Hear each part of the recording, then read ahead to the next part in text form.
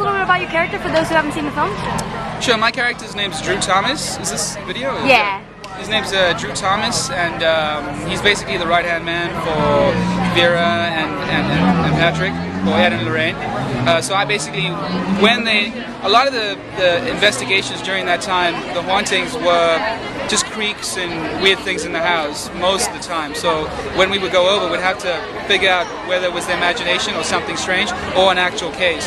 So I would come in when we had to gather evidence to prove that to the church, because Ed and Lorraine weren't really allowed to exercise houses, so we would have to get permission from the church, and the priest would have to come in. So I would get evidence of the ghosts and things like that, and then we would send it to them, and then the priest would come in. But in this case, things get really out of hand, and we kind of have to dig our heels in ourselves. Can you tell us how you got involved in this project?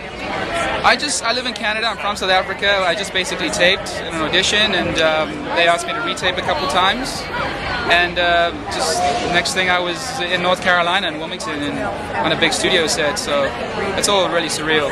Can you talk about working with James? Because he makes such great scary movies that people seem to flock and obsess over. Can you talk about what it was like working with him as a director? You know, I would be on the set with hair and makeup, and a lot of them would say I was very lucky to be on the set because it had a much happier nature than most sets do. They were saying how fortunate I was, and they were saying that really stems down from James, and he's just a pleasure to work with. Some of them they said they wouldn't work in a movie unless this sort of movie unless it was for James, and they do anything for James. So it kind of, it's a testament to him.